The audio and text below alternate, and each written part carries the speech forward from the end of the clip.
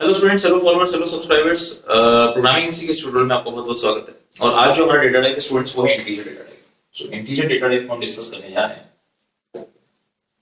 सो integer data type के अंदर students आपके पास बहुत सारे डेटा टाइप्स हैं। एक है आपके पास शॉर्ट इंट, या फिर जिसे हम नॉर्मल इंटीजर बोल रहे हैं, शॉर्ट इंटीजर। और दूसरा है आपके पास long int, right.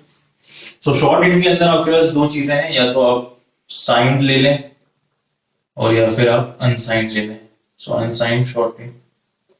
Long int के अंदर भी साइंड लॉन्ग इंट है और अनसाइंड लॉन्ग इंट। देखते हैं ये सब क्या है और इनकी रेंज क्या है, राइट। तो सबसे पहले तो स्टूडेंट्स यहाँ पर नोटिस करने वाली बात ये कि जो इंटीजर डेटा टाइप है उसको अगर 16 बिट के कंपाइलर पे देखा जाए तो 2 बाइट का होता है। कितने बाइट का होता है students? It is of 2 bytes. 2 bytes का मतलब हुआ कि आपके पास कितने बिट्स हैं? 16 बिट्स। इसका मतलब टोटल नंबर ऑफ कॉम्बिनेशंस कितने बन सकते हैं? 2 raised to the power 16, right. 2 raised to the power 16 मतलब 65536। तो अब जो कि आपको पॉजिटिव वैल्यूज भी चाहिए और नेगेटिव वैल्यूज भी चाहिए, तो अगर हम शॉर्ट इंट या इंट की बात करें तो आपको पॉजिटिव और नेगेटिव के लिए 2 से डिवाइड करना पड़ेगा, क्योंकि आधी वैल्यू पॉजिटिव होगी और आधी वैल्यू नेगेटिव होगी। आपकी रेंज तो स्पेसिफिक है, इतनी आपको इतनी रेंज से गुजारा करना पड़ रहा है। तो इसका आंसर क्या आएगा स्टूडेंट? 32768। तो नेगेटिव में 32768 तो ठीक है। अब पॉजिटिव में क्या होगा स्टूडेंट्स? तो पॉजिटिव में 3276, सॉरी, पॉजिटिव में क्या होगा? 32767। तो यहाँ पर 32768 इसलिए नहीं क्योंकि यहाँ पर आपके पास एक जो मिडिल नंबर जो बच गया है वो है 0। तो 0 को भी हमें, 0 ना ही पॉजिटिव है ना ही नेगेटिव है, लेकिन उसको स्पेस, उसका भी तो कॉम्बिनेशन बनेगा। तो इसीलिए 32768 माइनस 32768 से लेके 32767 इंक्लूसिव ऑफ 0। तो शॉर्ट इंट की रेंज तो स्टूडेंट्स ये होगी। तो हमें इसको इस तरीके से थोड़ा सा अच्छे से इसको मैं सेट कर देता हूं तो आपको समझ में आ जाएगा। और ये कॉम्बिनेशंस कैसे आए हैं तो आप प्रीवियस ट्यूटोरियल को भी रेफर कर सकते हैं। तो यहाँ पर मैं एक सिंपल सा टेबल बना रहा हूँ, टाइप बाइट्स कितनी एलोकेट हुई है और रेंज।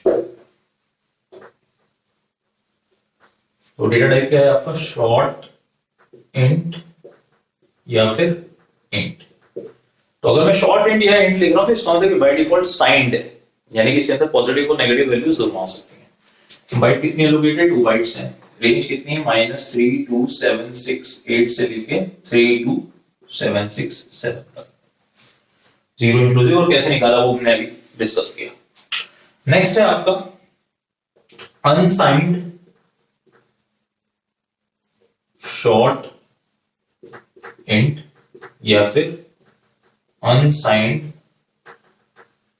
इंट। सो अगेन इसे भी 2 बाइट्स एलोकेट की गई हैं। तो अगेन कितना कॉम्बिनेशन हो गया?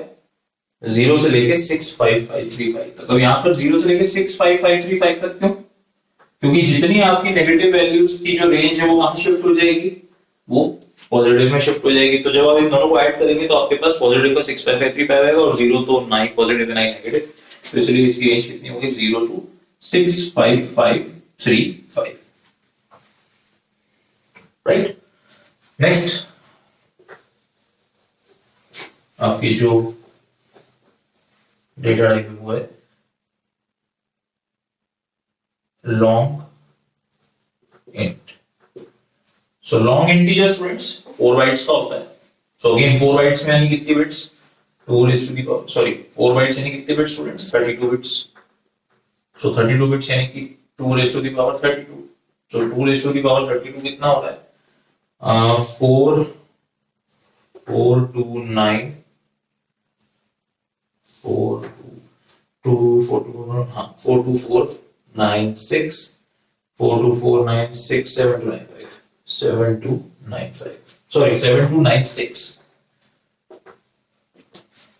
सो ये पॉजिटिव और नेगेटिव दोनों को ले सकता है। तो इसलिए इसको आप जब 2 से डिवाइड करेंगे तो आपको जो आंसर आएगा वो है माइनस का 214 2 2 1 2 147 4 8 3 1 4 8 2 1 4 7 4 8 3 2 is 4 2 is 2 4 is 9 2 7 is 14 2 4 is 9 1 2 8 is 16 2 3 is 6 7 1 2 6 is 12 sorry यहाँ पर जाएगा 2 6 is 12 2 4 is 8 so 2 4 2 1 4 7 से लेके 2 2 1 4 7 4 8 3 6 4 7 क्योंकि बीच में 0 भी आएगा राइट सो ये था लॉन्ग इंट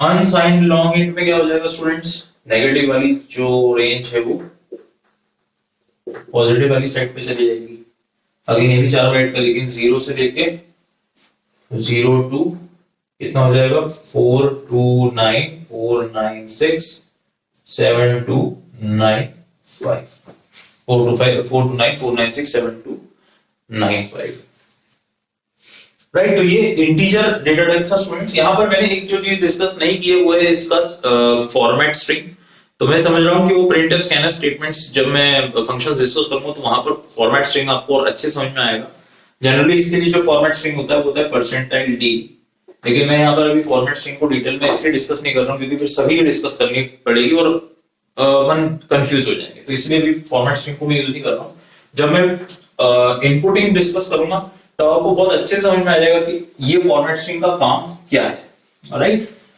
तो ये आपका इंटीजर डेटा टाइप था स्टूडेंट्स यहाँ पर एक चीज थोड़ी सी इंटरेस्टिंग ये कि अगर मान लीजिए कि मैंने एक रेंज से बाहर उस पर्टिकुलर वेरिएबल को वैल्यू दे दी तो क्या होगा तो उसके साइड इफेक्ट्स क्या होंगे तो ये जब मैं प्रैक्टिकल आपको कराऊंगा इन द सेंस मैं जब उसका वीडियो पोस्ट करूंगा तो आपको बहुत अच्छे से समझ में आ जाएगा कि अगर हमने रेंज के बाहर वैल्यू दी तो उसका क्या इफेक्ट हो रहा है कैसे इफेक्ट हो रहा है कैसे मेमोरी पे इफेक्ट हो रहा है और क्या आउटपुट आ रहा है क्या कुछ इरेगुलरिटीज आ रही हैं या कुछ पैटर्न बन रहा है तो ये सारी चीजें वहां पर आपको बहुत अच्छे से समझ में आएंगी राइट तो इंटीजर डेटा स्टूडेंट्स इतना ही था सो सब्सक्राइब करें सिमरजीत भाटिया कंप्यूटर ट्यूटोरियल्स पे से आगे बढ़ाएं सिमरजीत भाटिया कंप्यूटर्स मेरा फेसबुक पेज है आप वहां पे भी जाके लाइक कर सकते हैं सिमरजीत ट्यूटोरियल्स इंस्टाग्राम पे मेरी प्रोफाइल है आप फॉलो कर सकते हैं और simarjitbhatia.guru मेरी वेबसाइट है तो वहां भी आप जाके चेकआउट कर सकते हैं so thank you students thank you very much